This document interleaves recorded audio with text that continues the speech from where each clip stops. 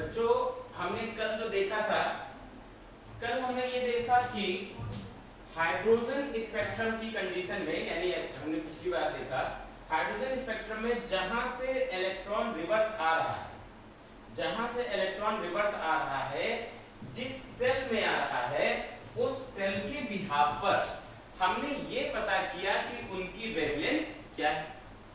हमने एक फॉर्मूला भी देखा कि जहां पर हम फॉर्मूला यूज कर रहे थे, लैम्डा इज इक्वल टू, यानी 1 by lambda is equal to R Z square under bracket 1 upon n1 square minus 1 upon n2 square.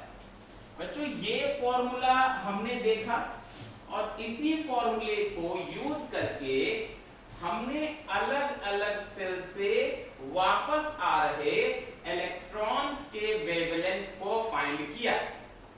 इसको कैसे इस्तेमाल किया जाए ये हमने सीखा। आज हम ये भी जानेंगे कि अब अलग अलग कैलकुलेशन में हर बार करूं तो आपको ये बहुत ही टाइम टेकिंग प्रोसेस हो जाएगा। तो मैं आपको एक बार संक्षेप में बता देता हूं, शॉर्टकट बता देता हूं। आप यहां पर n1 उस नंबर सेल को रखोगे जहां पर इलेक्ट्रॉन आता है और n2 उस सेल नंबर को रखोगे जहां से इलेक्ट्रॉन आता है। जैसे मैं सबसे पहली सीरीज की बात करूं बेटा n1 की, n1 में इलेक्ट्रॉन कहां से आता है तो n2 से आता है, n3 से आता है, n4 से आता है और n5 से आता है। इस सिचुएशन में आप ये देख पाओगे कि जब इलेक्ट्रॉन n2 से n1 में आता है तो हमने फाइंड किया कि उसकी वेवलेंथ कितनी होगी, 122 नैनोमीटर होगी। और अगर एंगस्ट्रॉम की बात करें तो 1220 एंगस्ट्रॉम की होगी। और अगर इसके हम लास्ट, यानी लास्ट का मतलब हम यहां देखें फिफ्थ से, अगर हम फिफ्थ सेल से इलेक्ट्रॉन को फर्स्ट सेल में डाल रहे हैं बच्चों, तो हम ये देख पा रहे हैं कि n5 से n1 में आने पर 950 एंगस्ट्रॉम आ रहा है। यानी कहीं ना कहीं जहां पर सेल बढ़ेंगे वेवलेंथ घटेगी। बेटा सेल बढ़ेगा तो वेवलेंथ घटेगी, सेल जितनी ज्यादा सेल इंक्रीजेस वेवलेंथ डाउन होगा, सेल जितना ज्यादा बढ़ेगा वेवलेंथ उतनी ज्यादा घटेगी।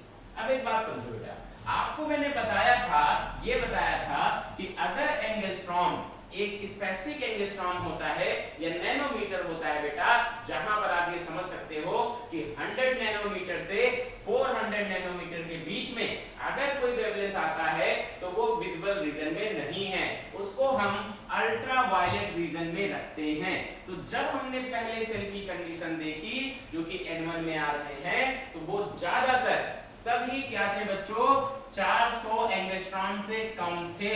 इसका मतलब ये पूरी सीरीज हमें दिखाई नहीं देगी, ये अल्ट्रा वायलेट हैं।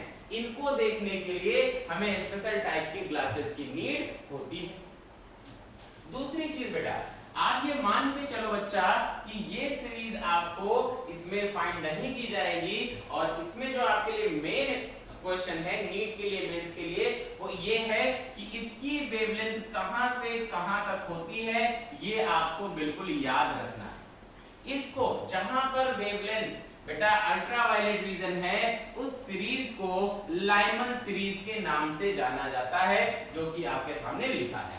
कैसे आएगा, इस फॉर्मूले से आएगा।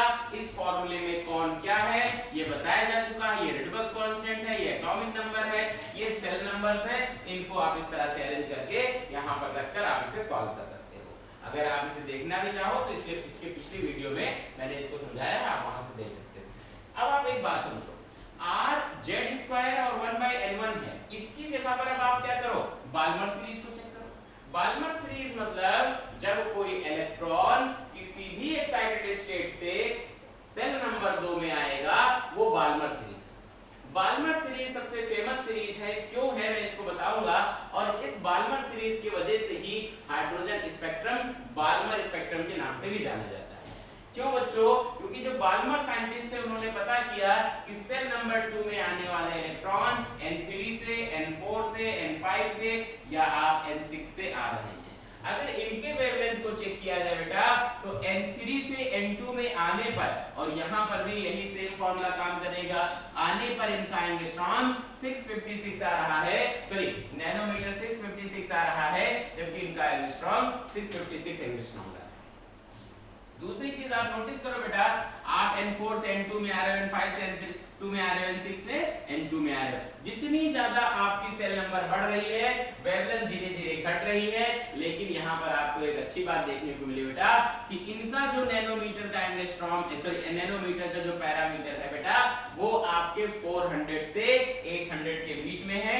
इसलिए ये सभी जो वेवलेंथ्स हैं ये आपको कलर के फॉर्म में दिखाई देंगी, ये विजुअल रीजन में होंगी, ये सभी आपको दिखेंगी।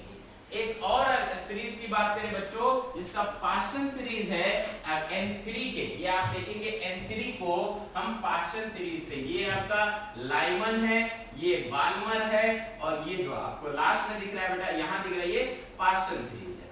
तो हम किसी भी सीरीज के अलग अलग वेवलेंथ को इस फॉर्मूले से फाइंड कर सकते हैं। अगर मैं पास्टन की बात करूं बेटा, तो पास्टन में आप देखो N4 से N3 में आने पर इतनी नैनोमीटर है, इतना एंगस्ट्रॉम है, और अगर आप इसकी N5 से N3 की बात करो, इतना नैनोमीटर, इतना एंगस्ट्रॉम है। बच्चों ये बिल्कुल भी दिखाई नहीं देंगे, क्योंकि हमने पढ़ा है कि अगर 800 से ज्यादा नैनोमीटर किसी की शो होती है बच्चों, तो वो हमें दिखाई नहीं देती है, ये हमें दिखाई नहीं देंगी, ये इंफ्रा रेडिएशंस में होंगी।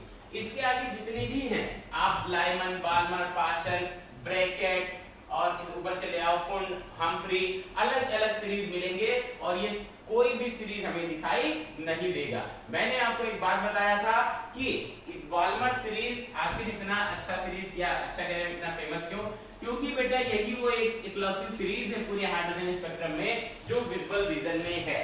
इसी वजह से इस पूरे स्पेक्ट्रम को बाल्मर सीरीज के नाम से भी जाना जाता है। ये नीट का क्वेश्चन भी रहा है, इसलिए बिल्कुल अपने दिमाग में बैठा के चलो बेटा कि हाइड्रोजन स्पेक्ट्रम कैसे फाइंड किया जाएगा। तो हाइड्रोजन स्पेक्ट्रम क्या है, इलेक्ट्रॉन कैसे वापस आते हैं, किस सेल में आने पर कितनी वेवलेंथ बनती है, उसमें नैनोमीटर क्या है, एंगस्ट्रॉम क्या है, कौन दिखाई देगा, कौन दिखाई नहीं देगा, ये सारी बातें आपको यहाँ क्लियर कर दी गई हैं। तो हाइड्रोजन स्पेक्ट्रम यहाँ पर समाप्त होता है। हाँ, इंपॉर्टेंट चीज है, आपको यहाँ से वेवलेंथ का फॉर्मूला याद होना चाहिए।